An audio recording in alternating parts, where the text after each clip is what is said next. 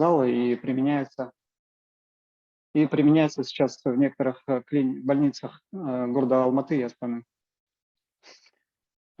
Также хотел бы добавить, что у нас в рамках проекта «Стимулирование продуктивных инноваций» создан венчурный фонд раннего финансирования Tomorrow Ventures. Он уже привлек частных инвестиций на 1,3 миллиарда тенге. В целом данный фонд поддерживает именно граждан Казахстана, либо, можно так сказать, либо граждан Казахстана, которые могут быть в других странах, но являться, так скажем, с казахстанскими корнями. Но в целом мы вообще стремимся развивать венчурный рынок. Как вы знаете, есть такие фонды МОСТ и бизнес-ангелы, которые сейчас очень, так скажем, хорошо вкладываются в наши стартапы. И мы стараемся также дальше развивать и это направление. Хотелось бы добавить, что в рамках данного проекта также у нас создана инновационная обсерватория. Это у нас собраны такие сильные эксперты по технологическому развитию. В настоящее время они занимаются запуском единого портала национальной инновационной системы, где будет коллаборация всей системы национальной инновационной системы. Поэтому мы очень сильно даем особое значение развитию инноваций в целом. В целом у меня, в принципе, все. Я очень благодарен нашим коллегам снова за участие в данном мероприятии. Всем благодарю за внимание.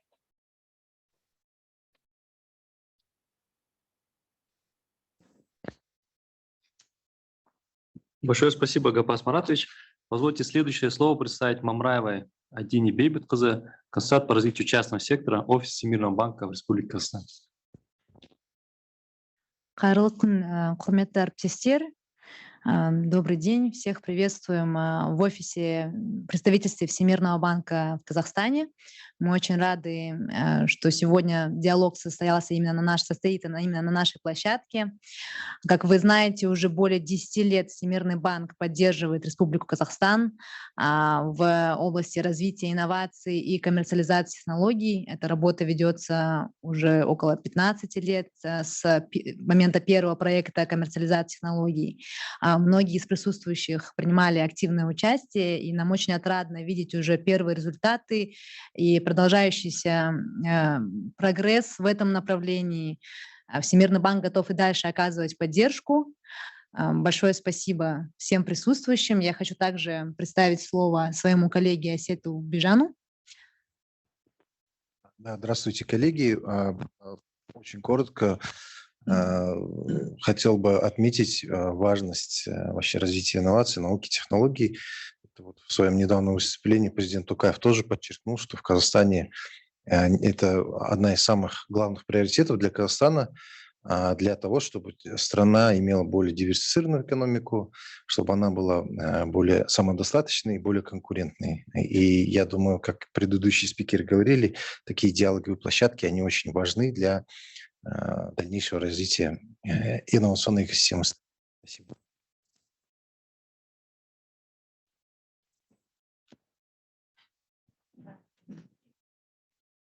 Спасибо. Тогда позвольте перейти к моему выступлению. Я постараюсь тоже коротко выступить. Может быть, мою презентацию включить?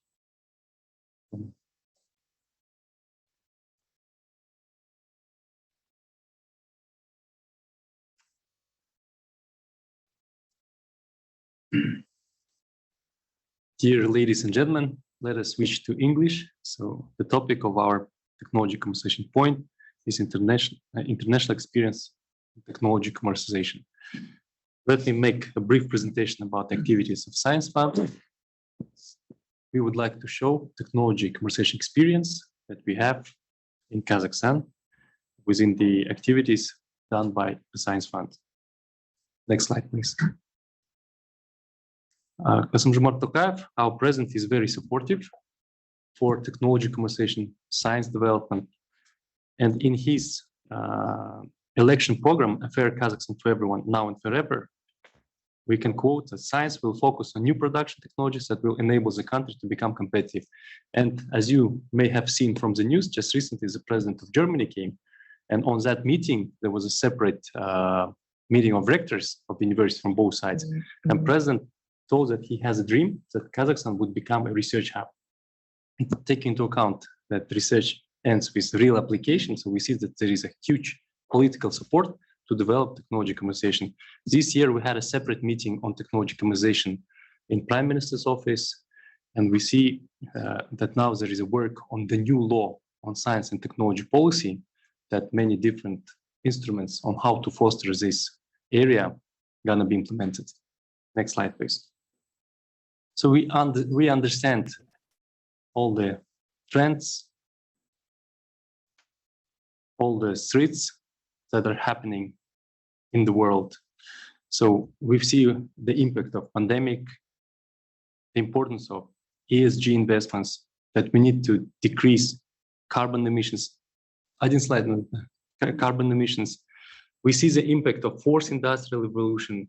Now the situation happening in our region that impacts the whole world. All of this, of course, from one side are threats, but from the other side, these are the challenges that we need to face. That is why we need to develop a number of areas like biosafety and nation health, decarbonization, etc. So you can see from the side, from the slide. And as priority areas, I can note that we have biomedical research, green technologies, energy efficiency, new materials, industry 4.0, agro-industrial science, social material, and natural science.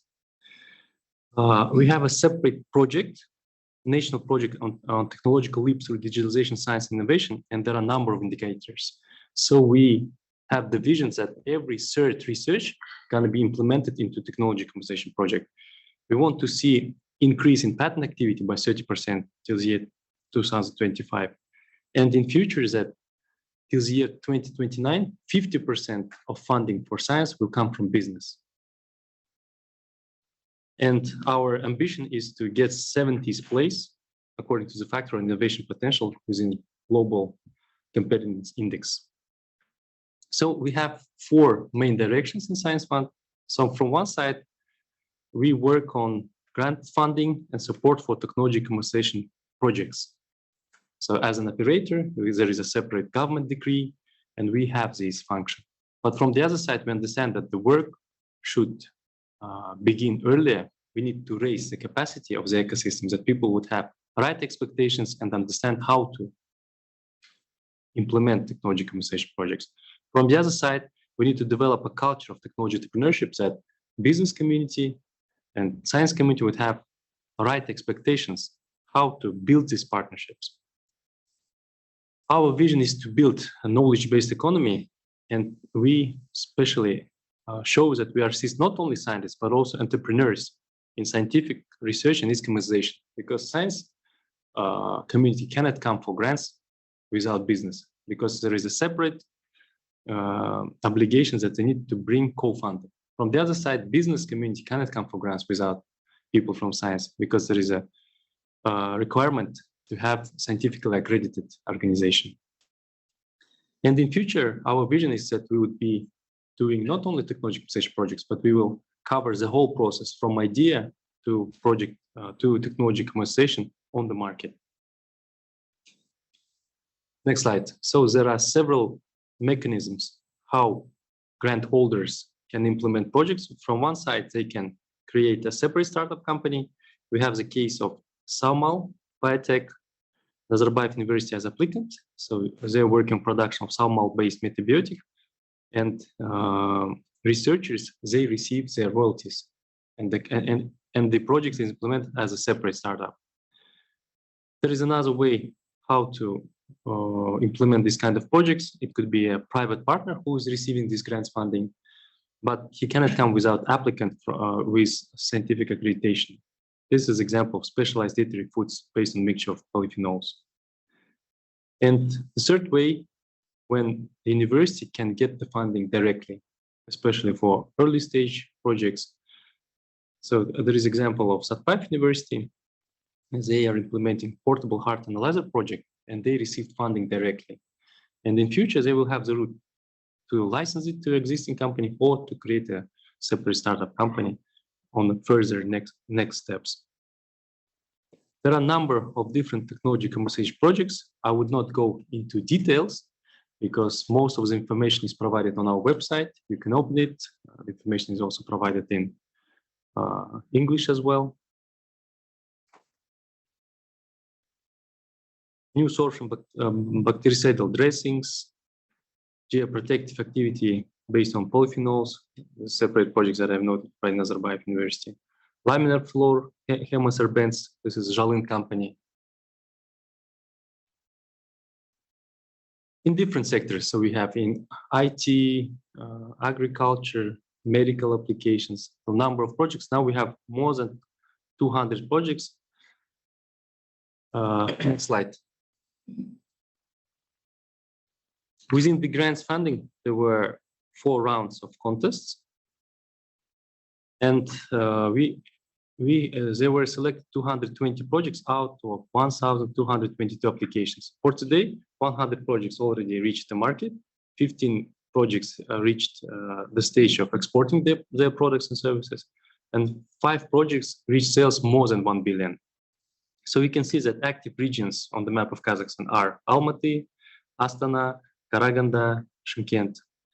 And in terms of sector, agriculture is number 1, healthcare second, and chemical industry third as the leaders in terms of sectors. Next slide.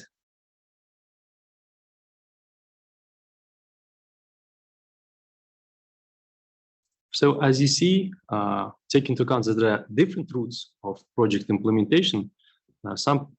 15 projects are implemented by universities, 35 by research institutes, 40 by R&D centers, so these private institutions that have this accreditation, and 62 projects implemented by business. But you should understand that all the projects are coming from academic sector because they cannot come without scientific accreditation. For today, the level of sales, total sales for all the projects reached 28 billion tenge. But we should look broader since we are looking for a more wider economic impact. If we add to sales co-funding, taxes, fixed assets, royalties, so this contribution to the technological and economical development reached more than 57 billion tenge. Next slide.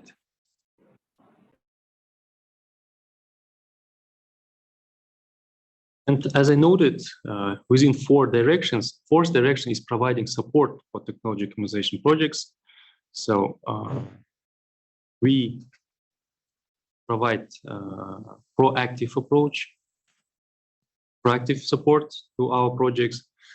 We have a business partners club from one side, and we have connection with all these huge industrial associations. So we organize meetings with them, showcasing the projects. But as I said, on the early stage, before launching the grant contest, it is important to bring new projects. So we have such a tool as commercialization reactor, and we have our organized number of technology commercialization reactors with Atomiken, Samrup Khazna, Nuris, NASIC, AFC, and the Sindiarov University. And we plan to organize next reactor in October, together with our partners from Satpayev University and Tech Garden. So when we provide support in terms of commercialization, there are several routes, B2G, B2B, B2C. So I will not go into details, but in general, I would like to say that those projects that asked for support, so we are opening doors for them in government sector, business sector, and providing this PR coverage. Next slide. So we understand the importance of globalization. So within open innovation approach, we open doors to different markets for our projects. Now we have the status of Innovation Commercialization Center for Commonwealth of Independent States. We work closely with Technology Transit Center of Shanghai Cooperation Organization, IFPA, International Food Processing Association, as part of Organization of Islamic Cooperation. They also provide support for our projects. We received, most importantly, the status of coordination center for Horizon program. And now it means that all our researchers can apply for Horizon program. So, and we planning to organize this work in terms of organizing workshops, organizing connection with our European researchers. And within access to US market, there is a way to apply for StartX Accelerator. So Nazarbayev University is funding this initiative. So StartX, they came to our office, and projects that go through us from our portfolio. So they're standing first in the row for applications.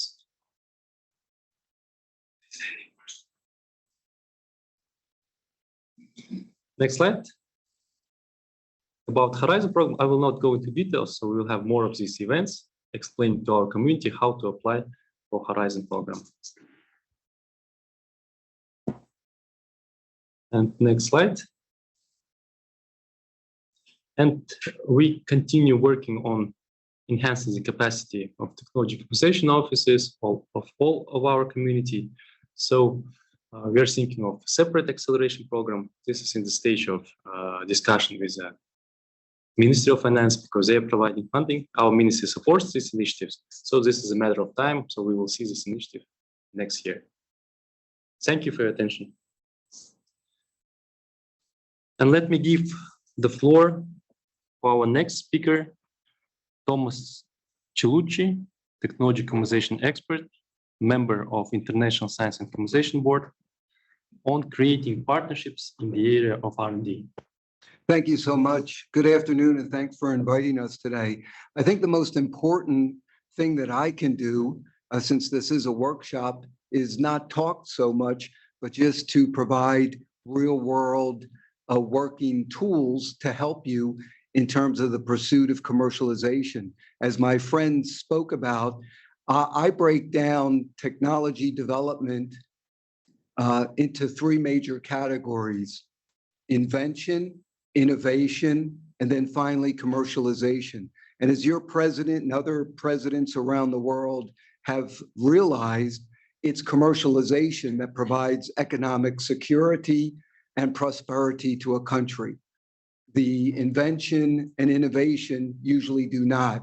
It's the commercialization. I will start with the results. I run a small little group. Many of us are investors. We start our business year the same as the calendar year in January. And as of yesterday, we have raised $2.82 billion US. This has forced me to take on 4 more CEO and chairman roles in the last 6 months. I cannot run 6 companies competently, so we're looking for 4 new CEOs. I have the tools here today that we use to raise this money. And I expect, in fact, I spent 2.5 hours last night. Some of you are not old enough to remember, but the Forbes list used to have people before just Jeff Bezos and Elon Musk. So I spent 2.5 hours with a man named Carlos Slim, who's a multi-billionaire who for 7 years was the top of the Forbes list. And I'm about to close a $500 million deal with him on something that you'd be surprised about, which involves a principality of a group I'm part of. We're the largest landowners of a country called Belize. And we're going to do a lot of science and technology and commercialization there too. I will tell you that it's a little embarrassing, but I finished my 30th book recently, and some of those books were written in Kazakhstan. I'm also the co-founder of the Agritech Hub at Kasnau University. In 2016, I wrote a proposal to then President Nazarbayev for, I think it was $3 million US. He granted it to us, and the largest portion of the administration building now in Almaty at Kasnau is dedicated to the Agritech Hub, where we have partnerships all over the world. So the tools that I will just show you today, they will all be made available through my friend here who works at the PMU, Darhan. And so he is going to take the burden of carrying all these books for me and all the information I provide. So I think the best thing of a workshop is not for me to just read a 56-page PowerPoint, but you can have it and read it at your leisure, but to share some tools. I, by way of background, am a laser physicist who became a businessman.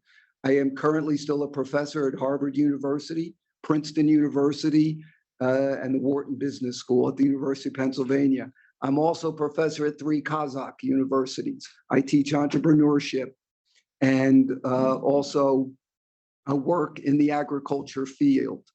After I sold my 4th high-tech company, a member of my family happened to be what's called the governor of Massachusetts. His best friend at the time was a man named George W. Bush, who was a governor of Texas.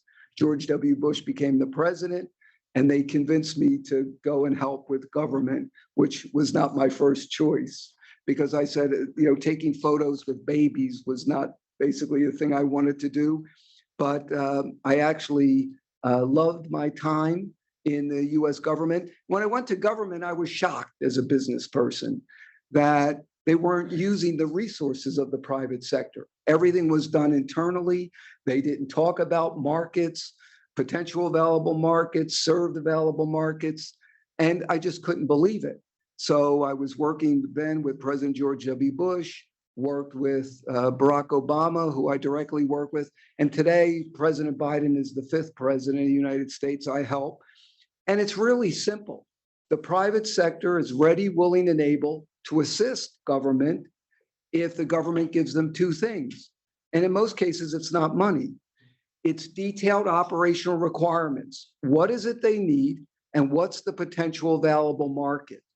And all of these books that I will give Darhan to keep in the office for your reference, they're all available on Amazon and other places, and some are written in Kazakh as well. This book, for example, is done extremely well in millions of copies. Everyone in the United States government now, whether it's civilian or military, uses this book to teach them about public-private partnerships. This is a book from Kazakh University. The rector and I wrote this book because we instituted many of the things in that book at Kazakh. And there's also some articles from Forbes you can read about the materials I'm giving you. And if you know anything about Harvard Business School, they use what's called the case study method. So here's a case study about a Kazakh university using these methods. This one's in English, but we have it in Kazakh as well. And this is a book that I think in January of 2023, put out, which are basically very important PowerPoints that show you in detail how to develop a detailed potential available market. These are extremely successful programs. You may see Elon Musk working with NASA. That's based on these programs. Anything that you see in the US government or the military is based. I don't talk about it a lot, but I happen to be a 4-star admiral as well. I don't tell people about that because I travel. And I should personally say, if it wasn't for my wonderful wife and my understanding children, my wife Julie and I have 7 children, 8 grandchildren, and we're expecting 2 more grandchildren. So I think I should be honorary Kazakh for all the children that we have. So these materials will all be left for you. But as your president has realized, it's commercialization that brings economic prosperity to a country. So all of these programs where we give money, my humble opinion, I read a lot of these materials. I will tell you that I still keep in contact with people from years ago, and I've helped them raise money and get things done. So you have the skill sets, the intelligence to get this done. But like anything else, there are prescriptions. This is 1 page of everything I think you need to develop commercialized products, because people challenged me in the government to keep it to 1 page. So this is available, and Darhan again can give you all of these PowerPoints. So I will pass it around, but again, I break things down into science or invention, technology development, and product development or commercialization. And all of the steps required in terms of the key deliverables, the requirements, all on one page. It's a little hard to read, but you can expand it on your computer system. Just to show you the versatility of this, I'm also someone that runs a large group. We're the largest landowners in the country of Belize. And some of you may have heard of Monaco, which is a principality. So I'm part of a principality of a royal order called the Principality of Cappadocia. And we are going to replicate what Monaco does. So this 500 million that I'm closing the deal on is to actually not only create R&D centers and equestrian centers, but it's also to help the people of Belize get economic prosperity. I also was asked by President Biden and Secretary of State to work with a group in India called Nagalam. There are over 5 million people. And I am just about starting to raise money to start building things. They have been religiously oppressed for 75 years. They happen to be Christian. Most of India is Hindu. And the US government is against religious oppression. But just yesterday, I saw a story at CNN where President Biden is opening arms to Modi, which is a good sign. And Biden, I talked to Biden yesterday, he says, it's because you scared him because we put you in Nagaland. So now he's going to go easy on the oppression of people. So I don't want to take too much more time, but I can assure you everything that's in these piles has been utilized in Kazakhstan. It works. Over $3 billion raised in less than 6 months is a decent amount of money. And you can do it in Kazakhstan. You can see I'm not that good looking. I'm older. And if I can do it, you can do it. And so what I've tried to do is give you the prescriptive methods to learn how commercialization differs from invention and innovation. Nothing wrong with invention. That's where commercialization in many ways starts. But you, even with that, have to understand why you're doing that. There are 2 programs today still at the government. One is called the Secure program. It's a certification program. We never gave 1 penny or $1 US to anyone. We gave them the detailed operational requirements of what we needed, potential available market. The private sector was ready, willing, and able to come with us. They brought us products. We said to them, we need third-party independent test and evaluation. You pay for it if you don't have it, and then we will certify you. What we would then do is have many products and services at no cost to the government, but then we opened up a market for them, and we opened it up to the international community. These are very successful programs. They will be here long after I'm dead, which may not be too long. So the bottom line, as we say in English, the best thing I can do is, instead of reading a PowerPoint, is to give you tools. So this is all I could carry on the airplane with my other things. But Darhan, if you need anything that you don't see here, I have plenty of case studies and things that I could share from Harvard or Wharton Business School that I will provide. If you're interested in real world examples, just ask me. So with that, I would like to end my little presentation to say, I'm here to help.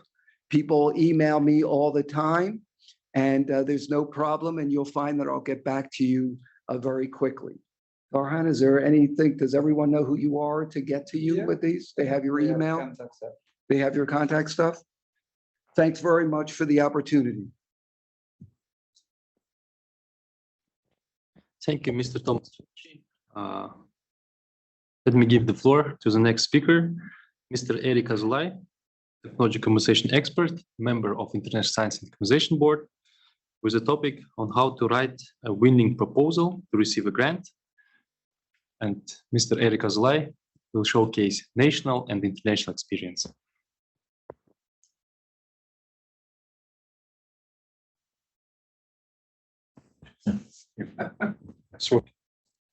Working? Yeah, it's working. Oh, okay. Didn't see the red light. Great. Thank you very much for that. Appreciate that, Abdullah.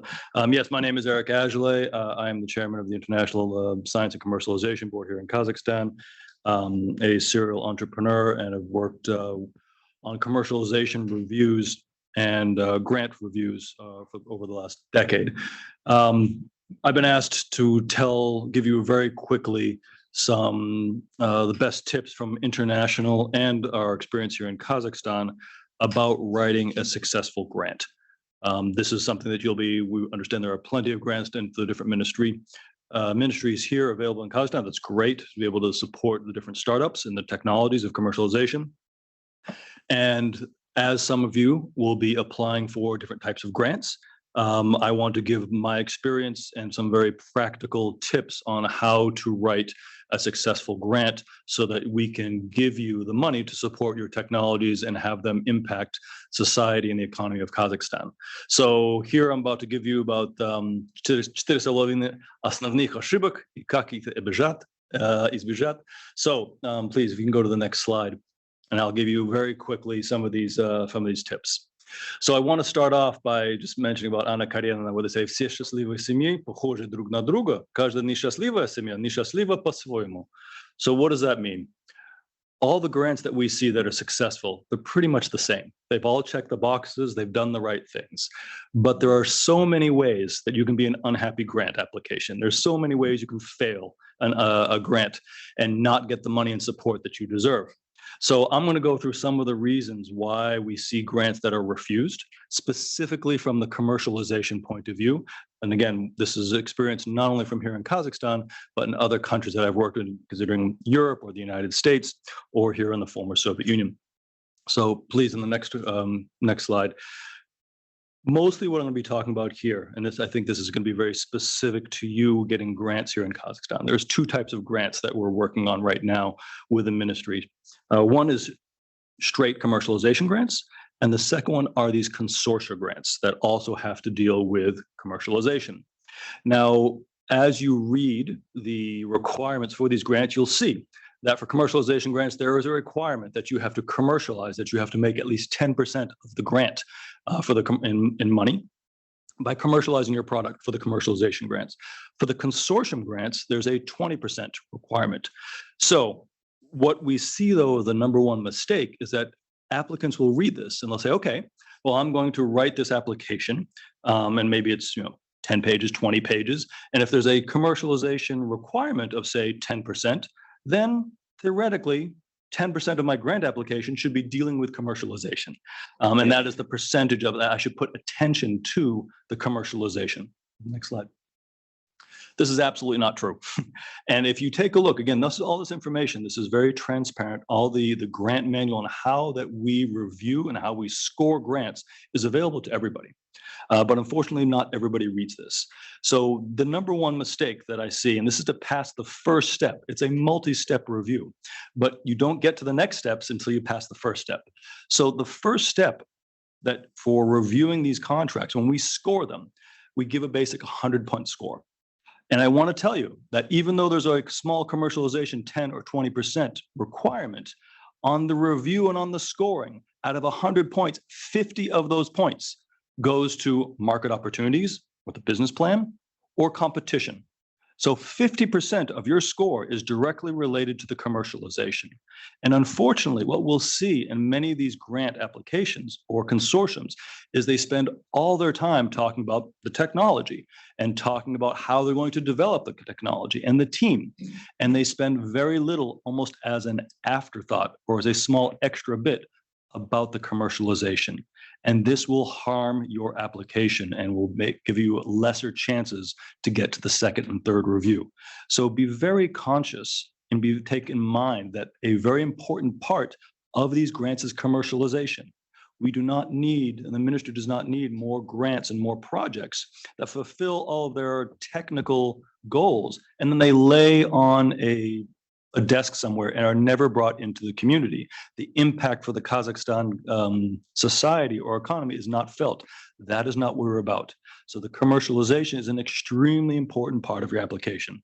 And that is one of the biggest mistakes that we see. The second one is regarding, and this is specifically for consortium partners. So again, you will see this in the grant manual that there are specific requirements of how many consortium partners you must have. And unfortunately, again, we will see people, загалочку, да, поставить там 3, 4, 5 там консорция партнеров, but we can tell that these partners are really not part of the consortium. They are just there to add to the numbers of consortium. And we and my fellow board members have seen a lot of grants.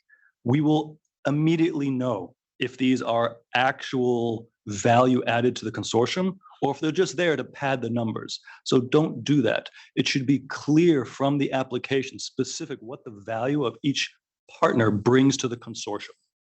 And connected with that, we should understand if they have relevant experience or expertise to the consortium. So if you're doing a consortium about a new technology for, let's say, mining technology, and that's great, we will see then a partner that might be owns a кондитерское изделие, right? Or a magazine. It's not connected at all to what you're doing. And they say, oh, well, they'll handle the commercialization or they handle the network of working to the customers or working with the social media. Well, working in a кондитерское дело is very, very different than working in a mining heavy industry. So again, when you include your partners in your consortium agreement, make sure that they are relevant and make sure they are bringing actual value to you, as opposed to just adding some numbers to make sure you hit the requirements for numbers of partners. Number 3, and this, again, this is, maybe it's a bit ironic here because these are commercialization of technologies. But again, remember what I said on problem number 1. We have to focus on the commercialization. And that's not easy. We understand that. But we see so many applications that spend 95% or maybe 98% of their applications specifically dealing about the technology and the развитие технологии and not about the потребности рынка. You really have to focus here of why this is needed and what is the demand of the market and why should we fund this? Why should the Kazakhstan taxpayers pay for this and how will it help society or the economy? So it's weird to say, but it's not so much about the technology. It's about how that technology is going to solve a problem in the economy or in the community of Kazakhstan. So focus on that when you're talking about the commercialization grants, when you're talking about the consortium, about how this is going to affect the economy or the society, and talk about the demand, why this problem is a problem that you are going to solve. And that is the demand of the market that we want to see. The fourth one is, again, very specifically talking about that problem. So it's not only demand of the market, but focus very specifically, what is the problem that you're trying to solve? The technology that you're talking about is a way to solve a certain problem. And we want to really understand what that problem is. Why is that such a problem for industry or for government or for society? And how, we like to say this pain, this problem, how painful is this problem? Meaning, once you bring a solution to the market, and we help support that with our money, well, in the market, are there people willing to pay for that solution? Or if they say, hey, yeah, this is a problem, but if you're going to ask me to pay 1000 tenge, well, I'm not that interested. I'll just do without it. We see this a lot around the world where you may be solving problems, but the problem is not big enough. The problem is not painful enough that people are actually willing to pay for it.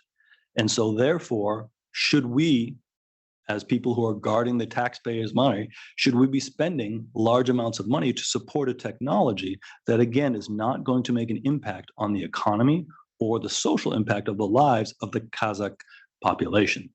So be careful of that and always think about, again, the problem you are solving and why this is important for society. So last one is, отсутствие целевой группы. This is like your target market. And the phrase that we always hear, which please do not put this in your application, is это нужно всем, right? We always say, if everybody needs it, actually probably nobody needs it because you've got to be very focused here. So if you have a problem that is being solved and you will tell me about what industry this is in and why it's important, that is much more interesting than saying, well, this technology can be used for everything. It can be used for the government. It can be used for the industry. It can be used for school students. It can be used for hospitals. That's not what we want to hear. That may be true. But again, from building a technology and developing that technology to be in the market, we want you to focus first on one target group, Be successful at that. We will help you with that. Make money from that. And then you can spread to these other groups. There's nothing wrong with having a technology that solves a problem for different groups, but you have to start somewhere.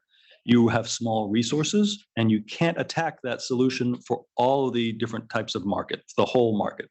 So be very focused and with your consortium or with your target market of who you're going after and how you're going to go after that and what problem you're solving. And this will make your grant application much more interesting and much more likely to pass to the next reviews when we are looking at this, when the board is looking at this. So always remember who is the target market and be very focused here, be very specific.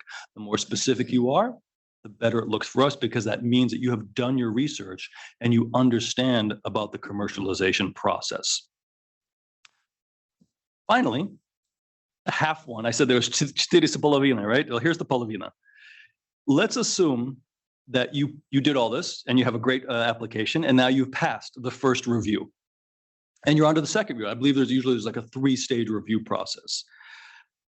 Each time the competition of who you're going to be competing against to get funding will get harder, because now the applications in the second group have already passed the first group. So this is an extremely important part, is that we as the board will put reviews and put feedback and put comments on every single application that comes to us. Now, usually what happens is the people who pass, like, I don't need the suggestions because I've passed. I'm doing well. I'm going to go to the next one. But I would tell you that's the opposite, because here you will see what you need to improve. What was the strong parts? What were the weak parts to your applications? So absolutely read this. Now, there are many members on the board, and we have different specialties, we have different expertise. So you might get different opinions from different board members, but generally you will start to see a consensus on certain things that, oh, you need to add more about this, or we didn't understand this, or they really need to explain or bring more information about this aspect. This could be technical, or it could be the commercial side. Read those comments, understand those comments, and use those comments for your next application for review number 2. You have time to do the second application for the second review as you go to higher and higher. Unfortunately, normally what we will see is people say, oh, I passed, that's fine. I'm take the exact same presentation, I'll take the exact same application and just submit it again. Maybe add another document on something on intellectual property or something. So when we as the board see that you have addressed some of the questions we have, that's very important. And we'll say, hey, they actually read and understand our comments and they're working and fixing these problems, or they're providing more evidence or data where there wasn't as enough before. So this last half of a suggestion is just use the feedback, because when the reviewers are telling you, here's your slabe punkte, this is a bonus for you to have extra time to go out and fix those slabe punkte, so that you can be an even stronger application. So use the feedback that the board gives you.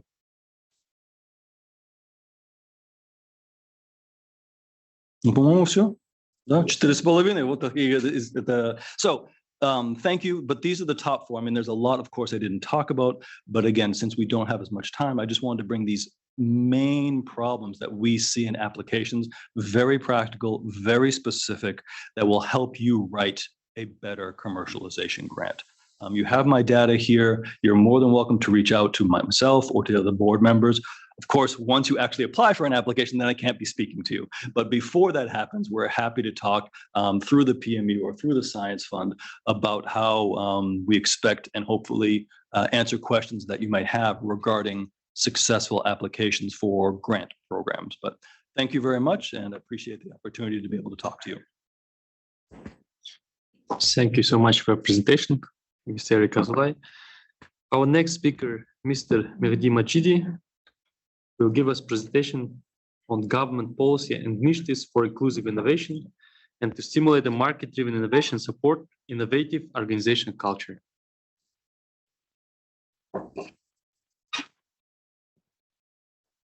Thank you for the opportunity. And after such an elaborate and interesting presentation of my colleagues, let me pick up from where they ended in terms of commercialization.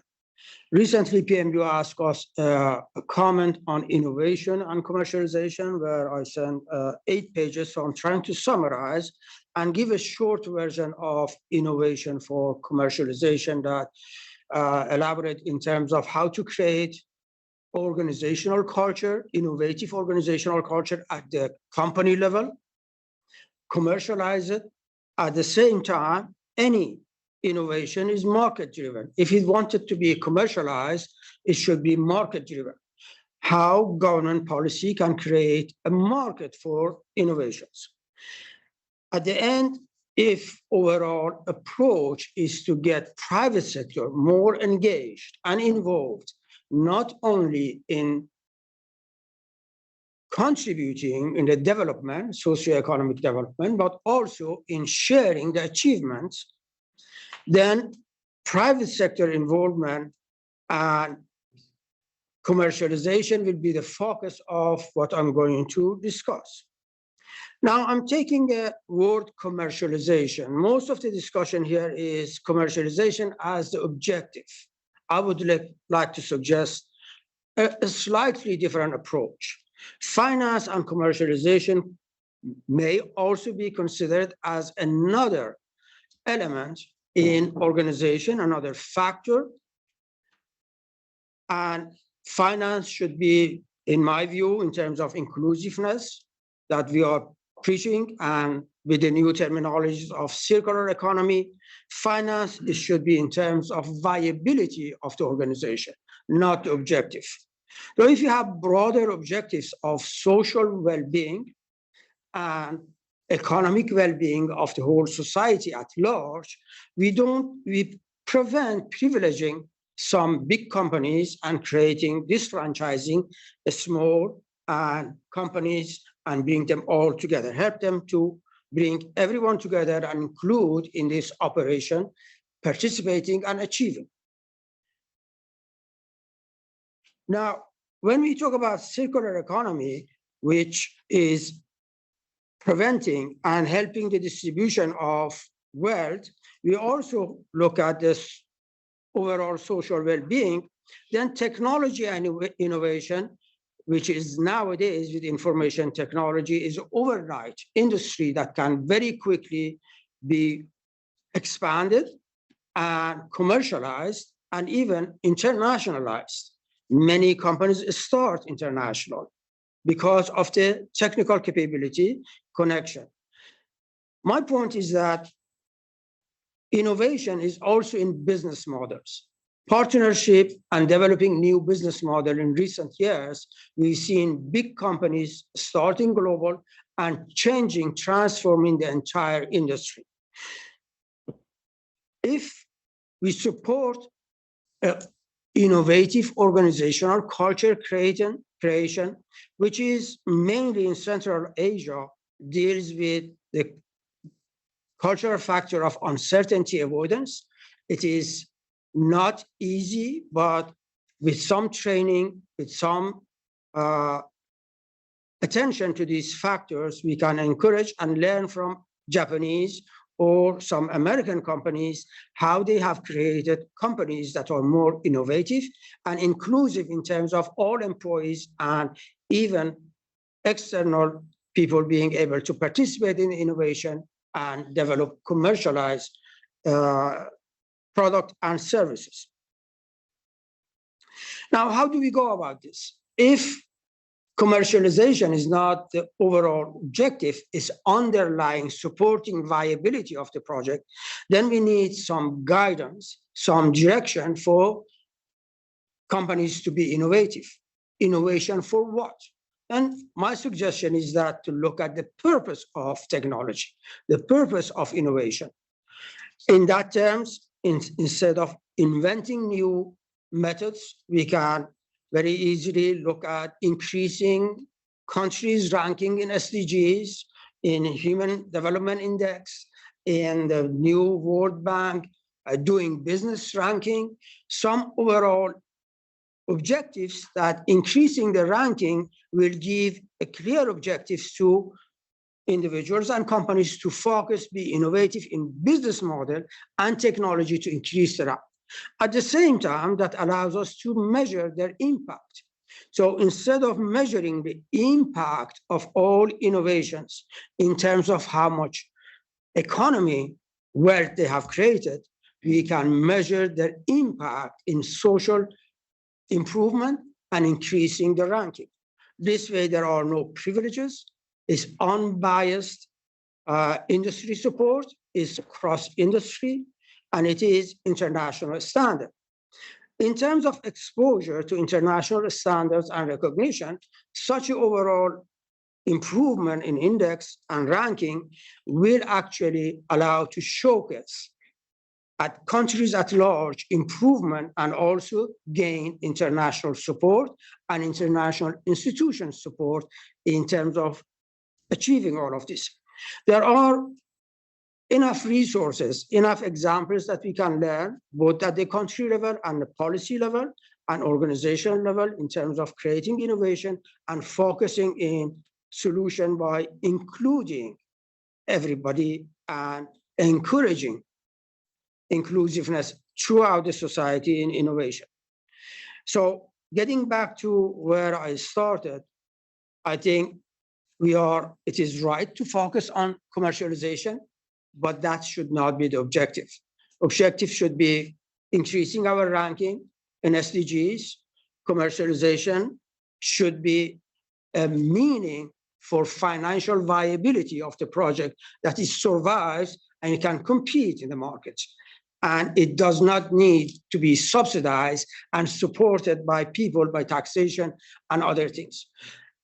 If we just add this concept, this caveat in our approach in looking at the whole overall objectives, I think we bring more industries to the platform in participating in all this process. With this, I think any questions we'll be happy to answer, because sometimes circular economy, inclusiveness, and these concepts are new and maybe confusing, but now more and more we see clear definitions, better roadmap on how to implement, as I mentioned, in terms of companies' innovation and social impact. Japanese have very good examples that we can learn from their case studies and replicate, but all of this needs to be adapted to Kazakh culture and social dynamic. Thank you. Thank you, dear Mr. Mehdi Majidi, for your speech. Our next speaker, Mr. Chambasha Bashir, will tell us about internationalization of research and development.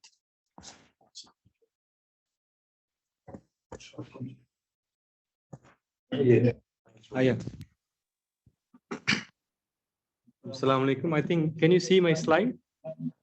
The screen?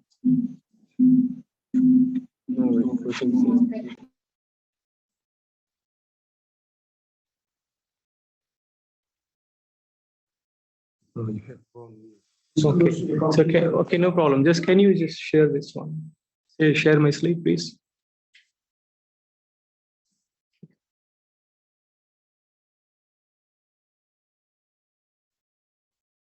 Make the PowerPoint slide more. Thank you.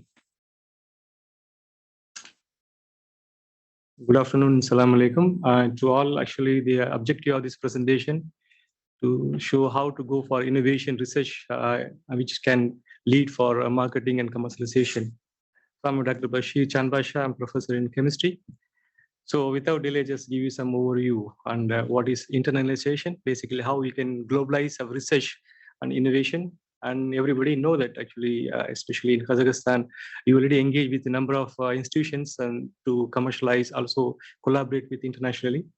And there is an institute called International Association of Universities, which actually established in 1950. Next slide, please.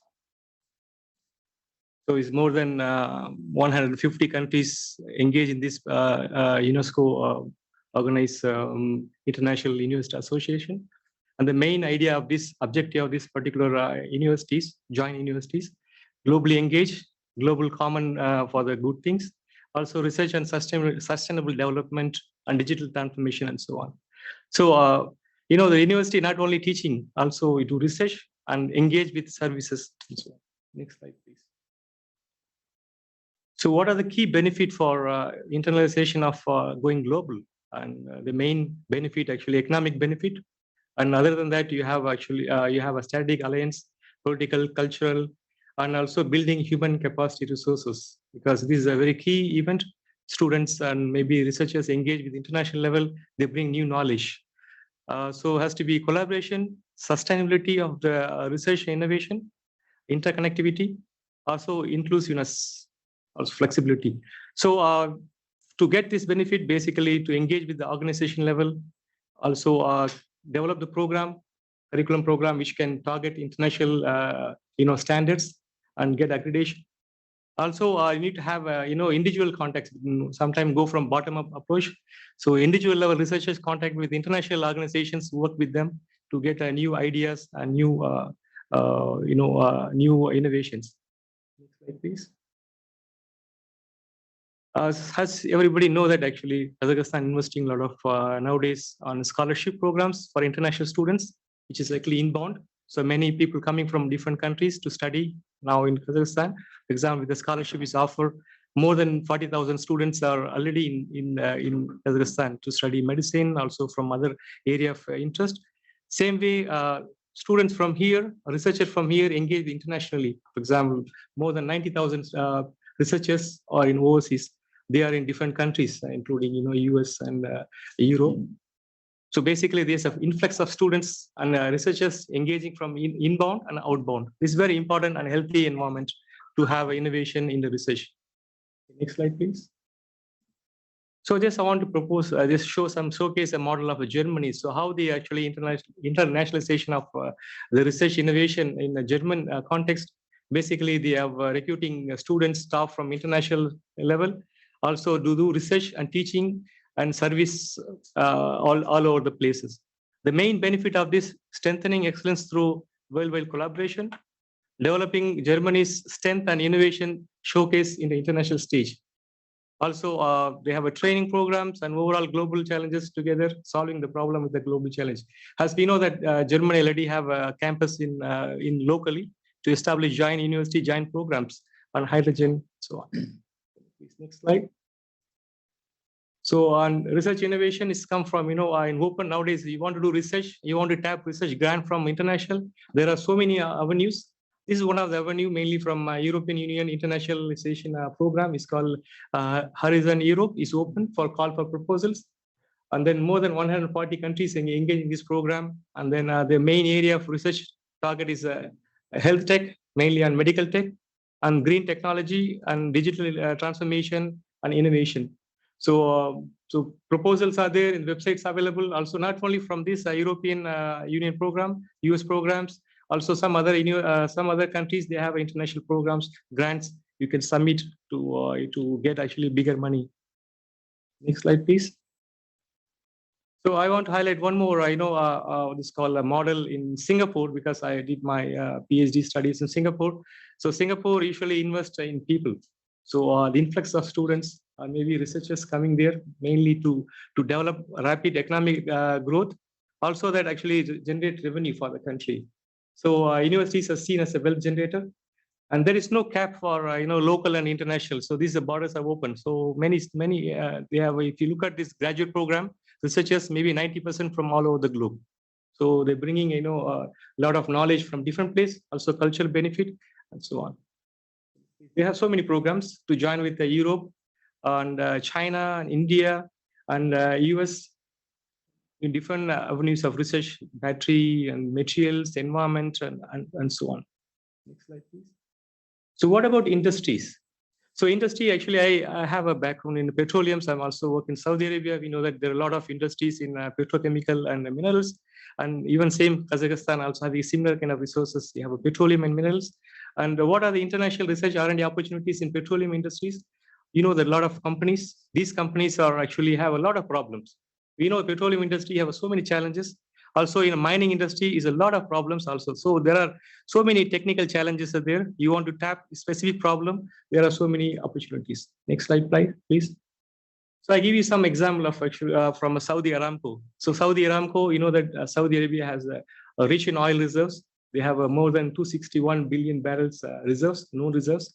There are also new reserves has been found out recently, and also exporting oil more than 10.3 million barrel per day. So that means almost 25% of oil come from Saudi Arabia. And they have initiated last year this new program called Saudi Green Initiative under the vision of 2030. So basically, they're going to invest more than 2.5% of GDP for research and innovation, research development on green initiatives. Okay, so what are the green initiatives? This is 2.5% of 2.7 trillion of GDP. It's not a small money. Can you go to next slide, please? So the main area of focus of green initiative is actually medtech, health and wellness, and sustainable environment, green tech, and also focusing on carbon capture utilization and using seawater for agriculture purpose and harvesting, water from humidification process by using a MAFS capturing. And other than that, they also have other programs mainly on green tech. And one of the important aspect I want to show is hydrogen. Hydrogen is a big thing nowadays. People are focusing on hydrogen to minimize the carbon emission. And also they have AI-related economics for futures, mainly developing drones and all that stuff. Next slide, please. Just I want to focus on hydrogen, how big is the opportunity? Because hydrogen is a green fuel. They want to minimize the carbon emissions. So there are so many ways to produce hydrogen. So one is a thermochemical method, you have a photocatalytic method, also biological option, and so on. And Saudi Arabia already pioneering in this particular field. There is a gas station for hydrogen. And there is a model car has been proposed by Aramco, and there are cars already running at a small level by using hydrogen as energy. We know that hydrogen is actually, storage is a big problem. So you want to capture, first of all, get hydrogen and store it into different chemicals, either use ammonia or maybe like borates or some other hydrates from it, then you can utilize for energy application. In fact, recently, you know that NEOM has been created, is working on in the Saudi side. So they have spent almost $5 billion for hydrogen-based cars, hydrogen-based automobiles. This is actually invested. People are doing research in different part of the world. In fact, I'm also working with the Stanford University mainly to how to capture the actually from how to make ammonia directly from air. So take this actually nitrogen, reduce with the water, combining, you can put ammonia directly. So next slide, please. So also to achieve this goal, you have to have number of partnership. And recently, that low carbon footprint has been a common goal for countries like Kazakhstan and Saudi Arabia. Has been that last year, I think not last year, last month, I think Kazakhstan signed 50 billion green hydrogen production deal with a German company. Also, the German university is focusing on hydrogen and the research innovation. So there is a lot of things going on hydrogen economy, also low carbon footprint. And so other side, and even the last month as a energy minister from Saudi Arabia was signed deal with making wind power and battery to minimize the carbon low footprint. So these are the research opportunities in the new directions for those people who are looking for funding. This is the main area of research. Can you please next slide? So there are some the models has been developed by United Nations sustainable growth. So what are the model? Because mining, that mining is a high energy intensive area. Basically, you spend a lot of carbon for energy to produce mining, extraction and process. So after mining, there is other product development. Also, you have a lot of energy consumption. So how to get a low carbon transition to enhance, to get a to economic values. There has been model has been developed by the United Nations, basically based on the data from US and Europe and India, science and technology and product. So there are few goals has been set. Can you see next slide? More than 17 target has been set, target goal has been identified by the United Nations Sustainable development goal, and which is actually including carbon capture utilization, also using a material and water, green water, clean water, and so on. We know that oil industry is facing a lot of problems, especially for going from traditional oil reserve to integrated energy resources. Because when you explore oil, you get only 30% of oil from the well. Remaining 70% will be remaining there. So how to get this oil trap converting into gas, for example? Suppose this is a new area of research, and you can make, because it's costly, but there is a avenue for doing a research to convert oil into gas from the oil wells. Also, the conventional resources like converting to unconventional resources, fossil fuel to renewables, and then also electricity business using a solar panel and so on. So these are the broad area of research, mainly to focus on petroleum and mineral industries. Next slide, please. And everybody know that actually is a industrial revolution. Industrial Revolution 4 is focusing on all areas, especially all the digital technologies, and then IT, Internet of Things, and cybersecurity, and AI, just you can name anything. So people working with now everything linked to the digital transformation. So even though your process optimization, go for digital to make it, like international level. So there is a lot of opportunity in this particular areas of digitalization. I think you don't need to explain much about industrial revolution. It's everywhere now. Next slide, please. So just I want to give you some simple example of how the Saudi Aramco digitalization is a process. They have established a program called IMAMS. This IMAMS is actually a platform to optimize the process from starting from well to go from exporting. So there are a lot of process optimizations required, and then there's engaged with international organizations like Microsoft, Oracle, Hawaii. They have spent almost invested 90 billion to boost digital transformation of Saudi Aramco's the business partnership. So can you next slide, please? To give you some overview of what is IMAM. IMAM is actually to improve the performance efficiency, also to get a reliable data and process, and make sure we have a flow of information coming from starting to the end, including process with organization, people engagement, and at the end of the result will be reduce the cost benefit of petroleum export, which could be a small amount, but there is important to document and digitalize the whole process. Those people working in industry, especially in petroleum industry, know that how difficult to get digitalized data, to get the information, to reserve the information for future applications. Can you please next slide? Okay, so I just want to say this is all research important, but how to get a grant, because that grant, just now my colleague Eric talked about writing a grant. So if you want to get a grant from international level, from big industries, and you need to have connect all the pieces together. So you have to bring new ideas, and you want to highlight your partnership and research your experience, and also you show these are the 5 pillars for you want to get a grant, especially on international level. So once you connect, then you can get your you can tap bigger money. Especially I just mentioned that energy sector, they have a lot of challenges, a lot of opportunity. Challenge means opportunity for researchers. So you can internalize your research to target to not only oil and gas industries, also so different areas. So with this, I want to thank you for your time, for listening.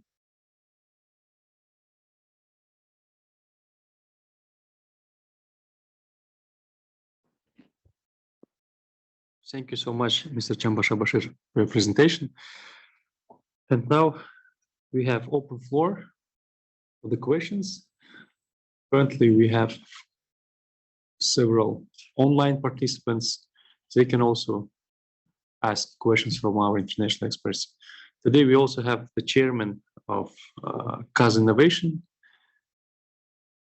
National Agency for Innovations Development, Mr. Sanat Жолдыханович is here. Открытый микрофон, комментарии, вопросы. Да, конечно.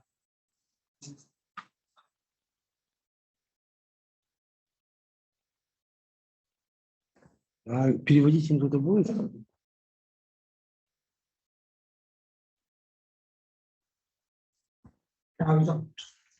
Окей, спасибо большое. На самом деле очень интересно.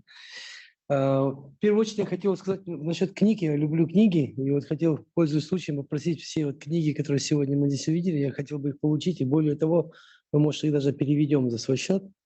И надо максимально новую информацию предоставлять всем нашим коллегам, кто вот в экосистеме инноваций. Вообще в целом, а как вы будете переводить? Да.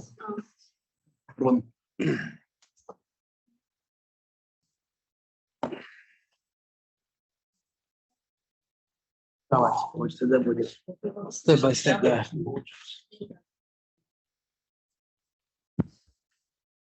Так, что, собственно, в принципе, про инновации я про Казахстан особо не буду, наверное, рассказывать. Я просто хотел свое мнение высказать, что на самом деле сейчас очень важно, чтобы мы вот в части научной деятельности все-таки вот этот список научных организаций и проектов смогли системно скомпоновать по отраслям. Первое. То есть это то, кто у нас генерит. И второе – это создать аналогичный список заинтересованных, потенциальных компаний, организаций, которые заинтересованы в этих научных трудах, в этих исследованиях, в этих инновациях. То есть если у нас вот эти списки мы создадим, тогда мы будем… сейчас давайте вот пока переведите. Нажать, да, просто? Thank you for all of your presentations. And first of all, I would like to mention that I'm very thank you very much for your list of books, and I would like to receive them, and maybe we can translate them on our funds. So thank you for that. And in my opinion, I would like to point out that maybe we need to, make the list of scientific organizations and structure them by the fields, I mean by industries, and also to make the similar list of the organizations, companies, and structure them, to make the similar list of organizations and companies and who are interested in those R&Ds and in those scientific developments. И вот, собственно, вот в этих компаниях крупных, вот, допустим, есть сельское хозяйство или там медицина, мы должны искать, в кавычках, чемпионов, лидеров. Вот просто пример маленький, да, вот, чтобы вы поняли. И вот цифровизация. Почему у нас цифровизация в Казахстане пошла? Потому что одно дело мы там на горизонтальном, на вертикальном уровне могли вовлечь все органы управления страны, то есть во всех министерствах создали цифровых вице-министров, смогли цифровизацию поднять на уровень премьер-министра, в уста заложить там главы государства. Но очень важно, что мы нашли крупных, то есть у нас сейчас рынок, то есть это как корпоративный, вот Каспий. То есть сейчас нам уже Каспий банк, он выкупает стартапы или Freedom. Они уже, то есть уже есть какие-то чемпионы, которые не государство сейчас инвестируют там, в Чоколайф или в какие-то интересные стартапы, которые на глобальном уровне будут, а уже вот эти чемпионы. И также, почему я говорю, что надо создать именно коммуникацию, создать научной среды и потенциальных, грубо говоря, их клиентов, и там искать вот этих чемпионов. И мы, как государство, должны на этих чемпионов их проанализировать и посмотреть, что им надо институционально, законодательно, какие гранты мы как должны вот этих чемпионов создать. То есть вот сейчас я бы хотел сфокусироваться вот в целом, вот в этой части, чтобы наука у нас с этими чемпионами начала активно работать. And first of all, I would like to mention that we need to work with those so-called champions in R&D.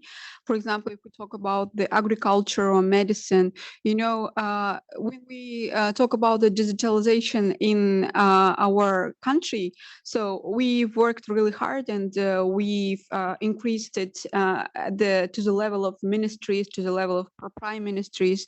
And if we talk about those champions in R&D, for example, Kaspi and Freedom Bank, now they are just buying startups they are buying startups, and I would like to mention that we need to develop and support communication between the science and those and those champions. I think that's it. Понятно, да, то, что получается под цифровизацией уже экосистема создана в Казахстане, и у нас появились крупные игроки. И то есть мы сейчас, государство, уже не инвестируем. То есть мы государственное вливание, деньги, вмешательства как такого нет. Уже создалась экосистема, которая уже сама реинвестирует какие-то новые проекты, да, и стартапы. So as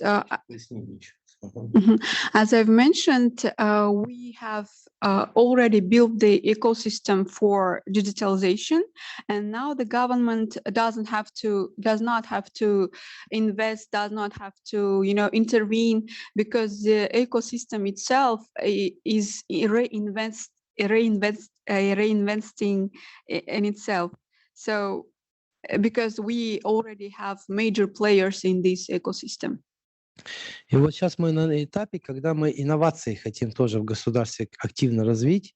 Здесь у нас вообще, честно говоря, есть, в принципе, это и плюс, и минус, да, то есть плюс это то, что у нас очень много институтов развития, это хорошо, то есть уровень зрелости, каждый вроде бы мы все свои KPI исполняем. Фонд науки исполняет, Каза Innovation исполняет, Каза Industry, Каза Экспорт, Кастрейд и так далее. Но сейчас очень важно нам синтегрироваться, чтобы у нас были вопросы последовательности, отсутствия дублирования. То есть у нас в этот момент, сейчас вот я еще раз, мы еще не могу за круглый стол всех посадить, всех ключевых игроков, мы должны без галстуков сесть, посмотреть и, как говорят, котлет от мух отделить. Кто на каком этапе концентрируется и кто какой value, и мы должны друг друга дополнять. Sorry, and we are working in the same. We are doing the same thing in innovations now.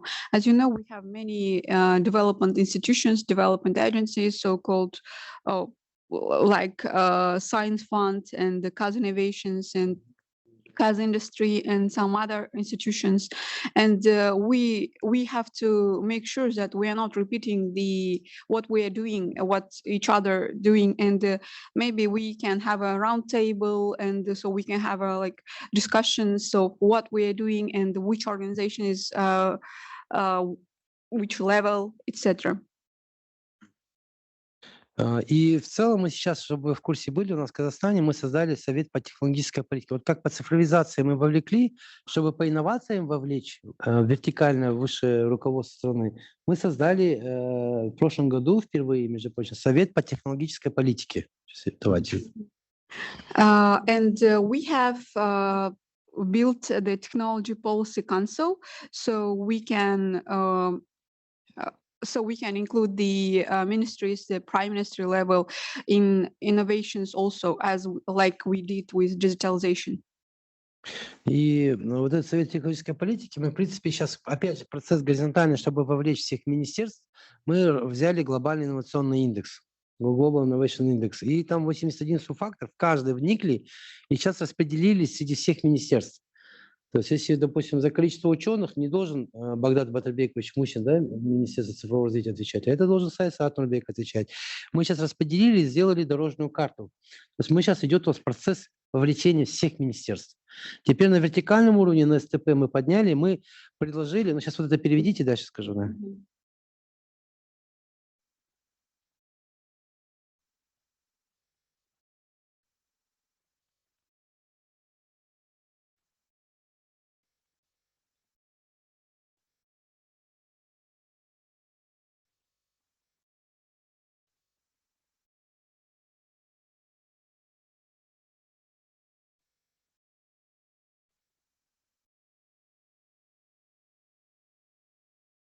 И второе, что мы предложили, мы это, как мы говорили, чтобы не кипятить, у нас техов очень много на сегодняшний день. И мы подсказали, что поскольку все-таки у нас не такое огромное количество денег, да, которое мы сейчас в данный момент, да, на инновации, ну мы знаем, да, то есть у нас в Казахстане сейчас в среднем там 0,13% там, на неокр от ВВП, тогда как международный бенч там показывает там, от 3 до 5 там, и более процентов. Поскольку мы ограничены в ресурсах, мы предложили высшему руководству страны, давайте сконцентрироваться. То есть мы сейчас сделали 3 приоритета. Это медтех, агритех и гринтех. И дальше давайте сейчас смотрим.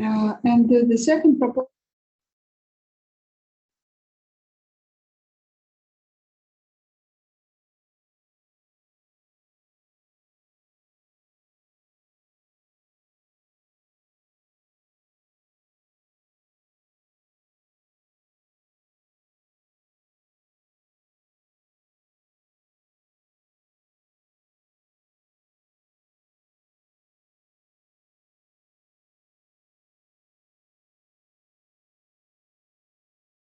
И вот, собственно, мы сейчас делаем форсайт. Мы уже по медицинской отрасли сделали форсайт.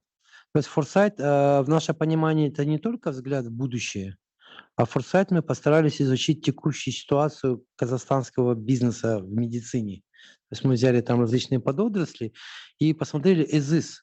То есть все тренды, и где у нас уровень человеческого капитала, где у нас инфраструктура. То есть мы попытались найти ниши и продукты, где у Казахстана есть потенциал, если мы сюда обратим внимание, если мы институционально, законодательно, если все гранты сюда завернем, что у нас появляется реальный шанс там выйти на экспорт, то есть на мировые переделы, какие-то емкости рынка взять и в части импорта замещения. То есть мы хотим сконцентрироваться. И даже если мы сейчас делаем гринтех и агритех, то мы уже будем смотреть по эффективности. Возможно, вообще нам надо будет заняться только агри. То есть вообще сконцентрироваться в стране на что-то одном и ее сделать лучше, чем в других странах, успешнее.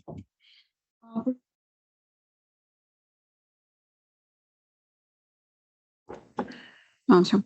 For example, we are doing the foresight studies of medtech, and we are now analyzing the local businesses in medicine. So which opportunities they have, and if we support them, if we focus on them with providing grants and other supports, and maybe we can and also human capital and what opportunities they have, and maybe we can focus them. And when we finalize these foresight analysis, maybe it will turn out that we should focus on green tech or agri-tech only. Maybe we should focus on the agri-tech. Only one industry. We first of all doing research in medtech, after them green tech, and not for all money, not for all changed laws, but maybe in future we focus only in one. Who knows? For example, in this time I don't know, because we see all from как за деньги, так сказать, части эффективности. Yeah, which would be Efficiency. Well, we good efficient. In this case, we can put all our view. И дополнительно, что еще хотел сказать. Вот сейчас, на самом деле, поскольку есть международные эксперты, для нас тоже очень интересно. Мы же сейчас как гранты, вот и фонд науки, мы, собственно, выдаем какую-то определенную сумму большую, да, допустим, там, у фонда науки там $700 тысяч, да, если в долларах, да, плюс-минус, у нас там $800-900 тысяч одинаковая сумма где-то рядом. То есть я вот хотел и вашу обратную связь получить. Мы планируем такой грант создать, то есть степ-бай-степ. То есть не так посев даем, мы сразу дали, и потом с 10 проектов 2 проекта успешные, а 8 проектов, грубо говоря, на полочке где-то остались. То есть мы хотим степ-бай-степ. Сперва, допустим, мы даем какую-то маленькую сумму на research, на маркетинг. Все, маркетинг показал, мы потом экспертно выбрали, у тебя емкость рынка есть, у тебя там перспектива монетизации есть. Потом в следующий шаг мы тебе даем там на финансовую модель. Финмодель показала, что у тебя, в принципе, цифры все бьют. Потом мы следующий шаг, там, допустим, на там, прототип тебе сделать. Следующий шаг там, на патент. То есть степ-бай-степ. Тогда мы сможем больше, то есть если сейчас государство нам условно дает $100 на все, и мы взяли по 20, по 20, 5 дали. А теперь я смогу вот эти не 20, а там, по $1, тогда мы сможем большой. Сейчас очень важно вот эту большую воронку создать. У нас в Казахстане должны, естественно, генериться там условно там 10 тысяч стартапов. То есть из этой воронки какие-то револьверно будут интересные проекты выстреливать. Also, as you know, how our grant system works. For example, Science Fund, and we just offer grants like fixed amount of money. For example, Science Fund's grants varies between like 700,000 USD, and our grants like 800 or 900,000 dollars. And for example, if we select 10 proposals, 10 projects, and out of them 2 will be successful and 8 won't be. And so that's why we are now proposing maybe to offer step-by-step grants. For example, first for the market-oriented research, and the second portion of the grant will be Если for... там все окей, то Yeah, отобрали, yeah. потом дальше даем. Okay, and if they are doing well, then we will offer the second portion of the grant for financial model, and the third, the remaining portion of the grant for the creating the prototype, and etc. So we can have a like pipeline of the startups. So we can have a like maybe 10,000 startups operating in Kazakhstan. Я вот как раз, пользуясь случаем, хотел какой-то маленький, быстренький, там, я не знаю, фидбэк. Это правильно или неправильно? Или вообще мы не туда идем? Вот в этой части. I would like to know your expert opinion on this, about this step-by-step granting system. What do you think? A little feedback quickly. Yes or no, maybe? Well, when I'm doing my incubator and I talk to startups and they ask questions like that, I have my one favorite answer, which it depends, right? So there's есть какие-то nuances здесь. There is one model of the spray and pray, where you just take a very small amount of grants and you step by step, and then you're hoping that some of them will grow and then you can put more. Theoretically, I do believe that instead of, for example, a large $800,000 grant, taking it and breaking it into steps to show that you are not betting that whole amount on that particular startup or technology, but having some gateways to make sure that they are successful, I believe that it's possible. Breaking it down to, you don't want to break it down to such micro steps that the administration of that program becomes too burdensome for you. And so you're monitoring $1,500 grants, each at $5,000, for example. So I'll be happy to talk to you more about some of my experiences with the different types of grants and how to break them up, to have different gateways to make sure those programs are successful, but without being too small. That is an overwhelming burden for you, or for the grantees who have to apply, have a process for application for them. So I'll be happy to talk to you about that more. That releasing financial support in small segments will increase overhead management, but at the same time, milestones, if they are well clearly defined at the stages, that has an optimal level of controlling, releasing without increasing overhead management, that will be a good thing. Another thing that I wanted to add, innovation should be is better in portfolio management. So instead of looking at one thing, by definition, you are taking risks. So looking at variety of small, big, and a basket of innovation results will be a better approach in managing them and managing the optimal risk that you are taking as a portfolio, not individual. This way you take better risk, diverse risk, and probably optimizing the whole portfolio instead of maximizing one project. Yeah, actually, I can also support this because most of the industries, especially big industry, they give you big money, but they don't give us one slot. They always go by batch with the KPIs. So you have to prove your KPIs, then the next batch money will come. Because this way you cannot losing money, and then you also have the capacity building, so you can follow up and all this stuff. This is a protocol. Most of the industrial grants, if we are looking for big money, they always have some gateways and then step-by-step process. This is the best approach in a way.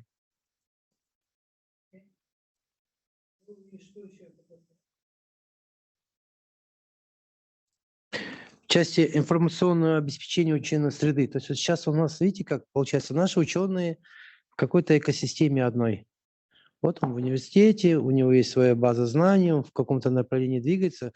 Мне кажется, очень важно нам создавать все-таки вот очень важно международная коммуникация, чтобы мы когда могли максимально, вот, допустим, представьте, я ученый, там, математик, там, где-то там, я не знаю, в какой-то тематике двигаюсь. У меня времени есть или нет, но я в какой-то теме двигаюсь, и у меня не всегда ресерч международный, какие тренды, где какие-то новые открытия не всегда до меня доходят.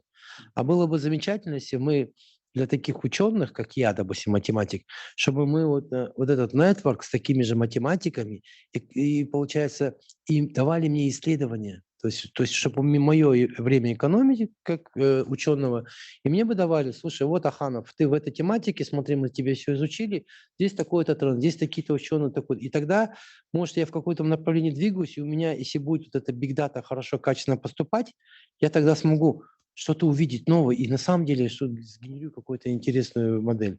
И вот мне кажется, вот нам насколько правильно было бы, если бы мы смогли бы вот эту коммуникацию с международными университетами, научно-исследовательскими институтами и вот эту бигдату собирать, проактивно вычислять вот этих ученых, их распределить по полочкам и им вот эту информацию закидывать. И нужной коммуникации. Если я математик, там, я не знаю, вопрос тысячелетия какой-нибудь решаю, то мне с такими же математиками где-то государство поможет создать коммуникацию, и мы начнем с ними, там, я не знаю, пусть там дистанционно, по Zoom общаться.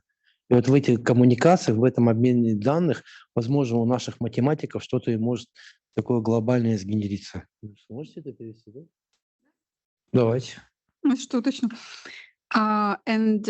Also, I would like to add that, for example, in Kazakhstan, scientists, most of them are located in universities, So, and also they are working, for example, in one topic, and they just work with the same group of people. And I think that they need international communication, so they will know about the trends, current trends, and so they will have the network.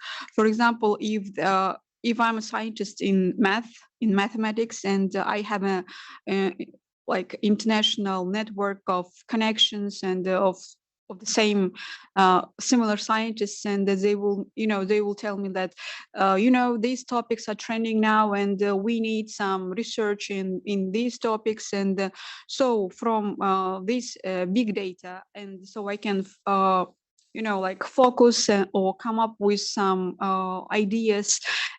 And I'm saying that if we group the scientists by categories, by industries, and we can provide them with international connections, so they will know the trends, they will know like which topics, which research are trending, and which research they should focus on. Еще что-то было?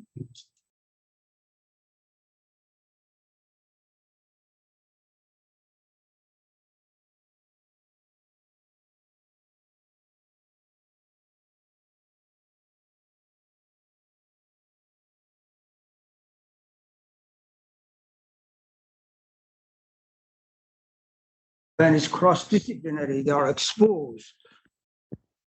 Looking at the problem from different angle, they become more innovative. Otherwise, they replicate themselves. It's the same solution, a little bit better, improved solution.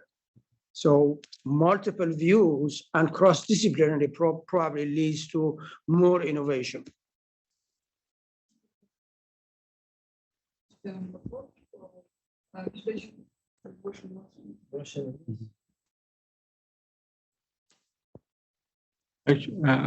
Actually, the COVID-19 make also some positive impact of internalization, how to internalize research and innovation, all this stuff, mainly communicating with the international universities, also from different research groups.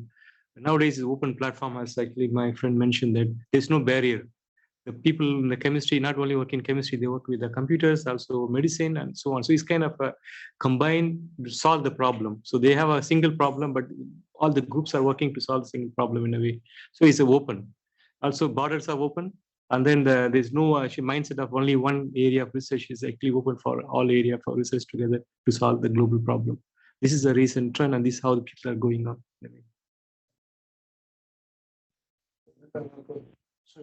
Ну, собственно говоря, сейчас как бы, ну, по крайней мере, в той области, в которой я работаю, в биомедицине, да, появляются новые требования к грантам и к исследованиям. То есть раньше как бы просто мы делаем исследования, ожидается от нас, что мы в конце публикуем статьи. Да? Это нормально. К этому все привыкли. Потом в какой-то момент мы уже обязаны не только публиковать статьи, но мы становимся обязаны делиться продуктами нашего исследования. То есть, скажем, если в процессе исследований вы там, создали коллекцию каких-то тканей человеческих, да, там, вот, то и вы использовали это в вашей работе, у вас эта коллекция осталась, теперь вы обязаны, так как вы получили деньги от государства, теперь вы обязаны при желании других исследователей эту коллекцию предоставить им, потому что это не ваша родная коллекция, а эта коллекция была получена за счет государства. К этому опять привыкли. Теперь есть новая стадия, что помимо этого, через определенное время вы должны выложить все данные. Потому что, как исследователи делают? Они изучают, получают какие-то определенные данные, пакуют их в публикации, посылают. То, что они посылают, то доступно всем. Но это обычно 30% из того, что у них есть. Потому что они из того набора данных, которые они получили, они поняли и разобрались в 30% и смогли их упаковать в некую публикацию. Остается 70%, которые они не знают, они не понимают. Или это слишком мало для того, чтобы это можно было создать. Да? Но если это становится, как вы сказали, доступно в Big Data, может быть, у кого-то есть еще немножко. И вот когда это становится, тогда оно все именно схлопнется. Поэтому как первое, я немножко вот. Поэтому это можно сделать в виде именно требований, что вы раздаете грант, хорошо. В результате, мы ожидаем публикации от вас такого-то уровня, это уже есть в Казахстане. Но теперь, соответственно, нужно не только, чтобы публикации были, но чтобы еще и результаты исследований становились доступны. Естественно, есть определенные, не все согласятся с этим.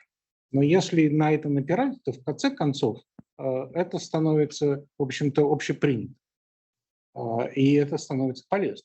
Потому что в какой-то момент, я не знаю, кто-то исследует 10 человек в одном месте, 10 человек в другом месте, и в конце концов набирается статистика. Вот. И если эти данные будут доступны, то, соответственно, их какой-то пятый человек сможет эти данные изучить и из этого что-то выжить. Собственно говоря, это, так сказать, у меня там много всяких разных...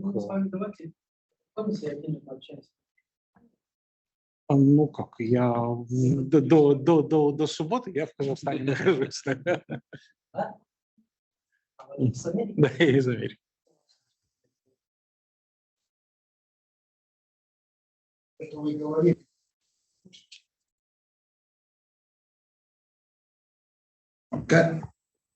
Повышение конкурентоспособности продукции. Сельскохозяйственной продукции, да. Я сам аграрник. Да. И там мы как раз реализовывали маленькие гранты. Вот как раз Курмангаз Уралович тогда работал в нашей команде, да. И мы как раз то, что вы говорили, мы тогда уже пытались реализовывать. То есть вначале мы даем на доработку НИОКР, его завершение к внедрению, потом следующий грант как раз на внедрение.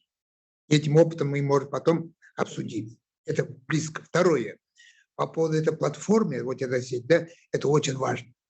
Вот, допустим, я когда сталкиваюсь, наши селекционеры создают сорта. Семеноводство очень важно. К сожалению, у нас до сих пор старые сорта есть. Я недавно сделал обзор, даже некоторые сорта 70-х годов. Почему? Потому что вот этой связи, коммуникации с фермером, такой экстеншн нету.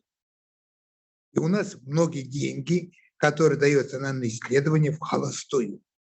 Мы сорта создаем, полках лежат.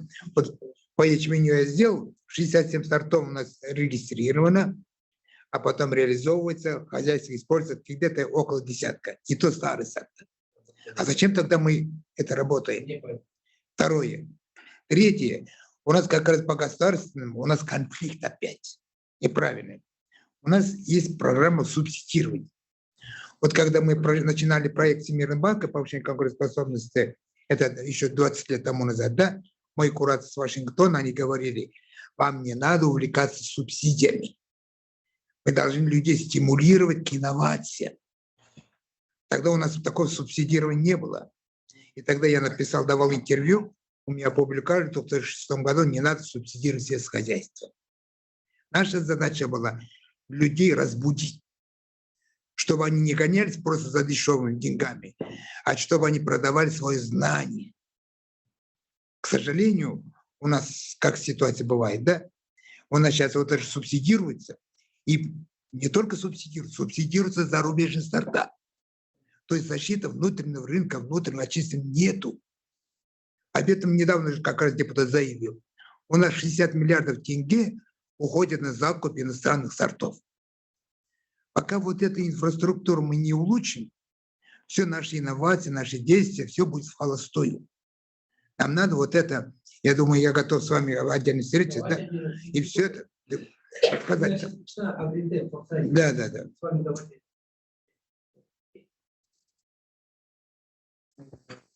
Что вот мы здесь понимаете. Спасибо. Thank you so much for raising the issues. So, Kaz Innovation, as a national agency for innovation development, was there responsible for technology innovation policy. That is why the questions that we raise here. So we have recipients that recommendations could be implemented. So there is a separate board on technology development under the Prime Minister. And we are grateful to all of our speakers. Only 5 minutes left. And in order to get feedback from our online users, are there any questions? How many questions? Just one. Okay, we don't have that much time, but we can dedicate our time for one question in English. Yeah? Good afternoon. With international experience in technology commercialization, how does ESG standard affect business? That's the question. How does ESG standard affect business with your experience in technology commercialization? ESG. Yes. Это в рамках банка полностью все проекты проходят экологическую экспертизу. И в рамках ESG именно уменьшение выпуска. Каждый проект, если он осуществляет, то разрабатывается он либо проходит ОВОС в региональных акиматах, подразделения экологические есть, либо готовит план охраны окружающей среды по уменьшению данных выбросов. Это в рамках проекта «Стимулирование продуктивных инноваций» проходит все экологическую экспертизу. Мурат Максутович, спасибо. Я немного по-другому понял этот вопрос. Здесь, в моем понимании, как влияет, в принципе, ESG на ведение бизнеса с точки зрения международного. То есть это речь, возможно, не о самих грантовых программах, а вообще во всем мире. Да.